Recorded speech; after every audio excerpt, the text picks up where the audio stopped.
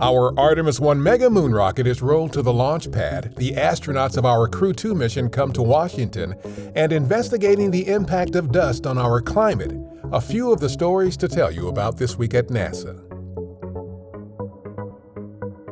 On June 6th, teams at our Kennedy Space Center rolled our Space Launch System rocket, Orion spacecraft, and mobile launcher from the Vehicle Assembly Building to Launch Pad 39B to prepare for the next wet dress rehearsal test attempt ahead of the uncrewed Artemis 1 flight test.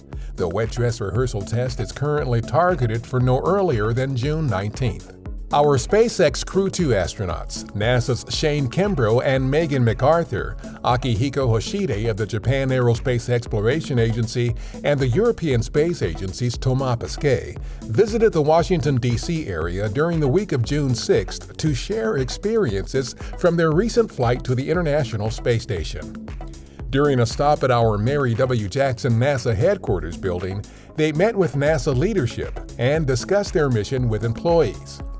They also attended an event hosted by the Ambassador of France to the United States, during which the French space agency CNES became the 20th country to sign the Artemis Accords. The Crew 2 astronauts and their Crew Dragon Endeavour spacecraft spent 199 days in orbit, a record for the longest spaceflight by a U.S. crewed spacecraft.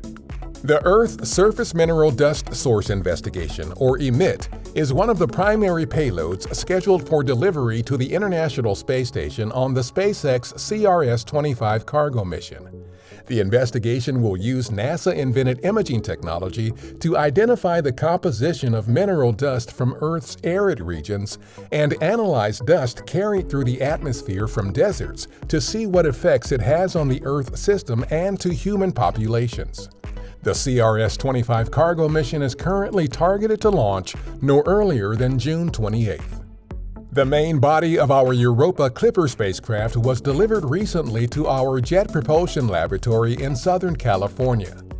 Engineers and technicians there will finish assembling the spacecraft by hand, then test it to make sure it can withstand the journey to Jupiter's icy moon Europa.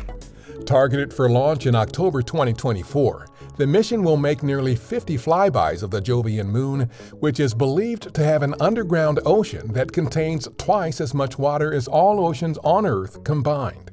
The ocean on Europa may also currently have conditions suitable for supporting life. Our Ames Research Center recently unveiled a life-size display model of the agency's Viper moon rover for visitors at the Chabot Space and Science Center. Viper, which is managed by Ames and is part of our Artemis program, will be delivered to the moon's south pole in late 2023 to map and explore the region for water and other resources ahead of future human missions to the lunar surface. That's what's up this week at NASA. For more on these and other stories, follow us on the web at nasa.gov/twan.